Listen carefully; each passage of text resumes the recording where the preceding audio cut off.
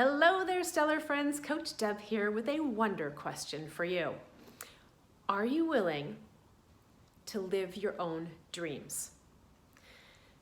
Now, the wonder questions are very personal to me most of the time. They come from my own experience, and sometimes they'll come from an inspiration that I get when I am coaching a client, because I use these questions a lot in my coaching because it actually invites us to think about our experience in a different way.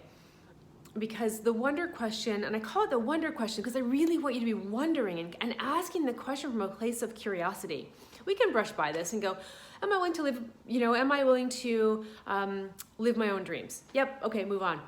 But if we really slow that down and ask yourself, I wonder, am I willing to live my own dreams?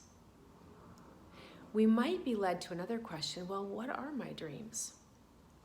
And I think that's an important question to ask because so often we get pulled into, and I see that it happened in my own life a couple of times. I've seen it happen to my clients. This is why my clients come to me, is because they wake up one day realizing they're living somebody else's dream and they're ready to start living their own. And I can tell you today 2 experiences in my life where I woke up to a realization I was living someone else's dream. One was around our housing situation.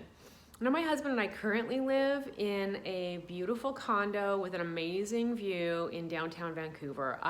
Just on the other side of the camera here, I see the North Shore Mountains. Over there, I see the city. It's great. We have very few walls here where I can hang art, which is the only complaint I have about this place.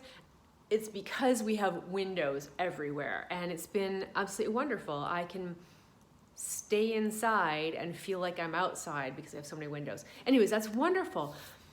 But it took us a while to get here. We always had a dream to live downtown, but we also had this belief that we had to have a house. And at the time, lots of circumstances, we lived out in Coquitlam and then Surrey at one point, just work-related things. And we got bigger and bigger houses because that's what you do. You get a bigger house, and then you get a bigger house, and well, at least that's what I thought we did. And it turned out to be really good for us from an investment point of view, but in terms of space and the life we wanted, neither one of us enjoy doing yard work. I love having a beautiful garden, and right now I look down below me and I see a beautiful garden that somebody else did for me. And I love that. That's my dream, is living in the city, having the freedom to come and go and not have to do gardening and that kind of maintenance. And we really enjoy that. And we realized after many houses and lots of empty rooms that we never used, that having the house was actually someone else's dream. And we decided to uproot all that and fulfill a dream to be living downtown again. We'd both lived downtown, but never together, and to go back to that space. And so it's been wonderful. We've been here for 10 years. It's the longest we've ever been in a home in all the time we've been married. We were only like 2 years here, 3 years there, because we were always looking for something else because it didn't feel quite right. Until we realized, well, that wasn't our dream. No wonder it didn't ever feel quite right. And so that was one of them. Another place where I realized I wasn't living my own dream and that I had just kind of blindly followed somebody else's version of success is when I went into my first business, which was real estate. And there's lots of other people in that world and any business world, I guess, that will tell you what success looks like. And there'll be certain targets and certain metrics to determine success. And I said, okay, well, I'm going to go do that. And without even really thinking about what that would mean and why I wanted to do it, I just that was a goal. That was the social definition of success in the world I found myself in. And so I went for it and I reached it. And I got there and I looked around and I said to myself, and I actually said to some of my friends, I remember a conversation very distinctly that I had on the phone with a friend sitting in the parking lot of the real estate brokerage that I was connected with and having a conversation with a friend saying, yeah, but I don't feel successful. And at that point I started questioning, well, what does success feel like? What did I expect it to feel like? Because it certainly didn't feel like that. And so that's where this question comes from. Are you willing to live your own dreams?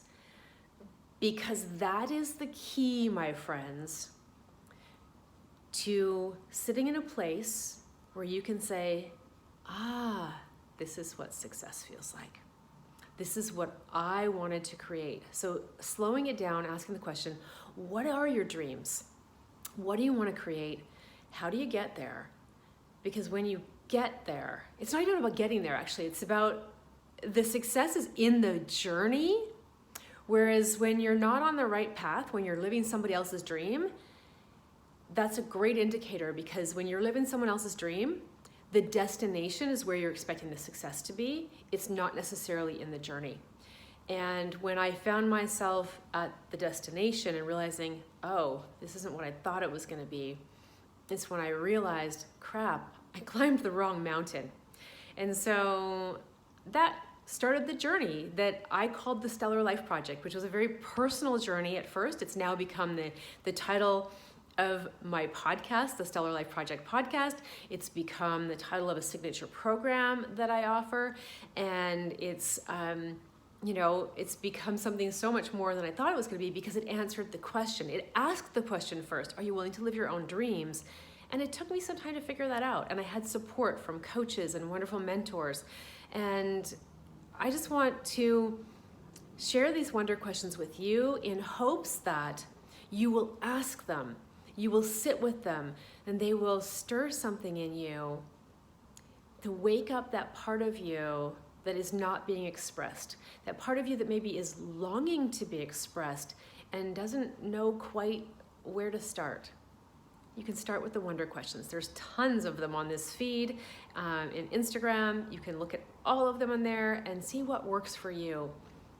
But I ask you to spend some time and ask the questions, because you allowing yourself to live your own dreams and allowing yourself to shine in that will make such a difference, first for you, and then in the impact that you can make in the world. Because when you step into your genius, when you step into your dream, that's when you can have the biggest impact on everyone around you by inspiring them and encouraging them to do the same.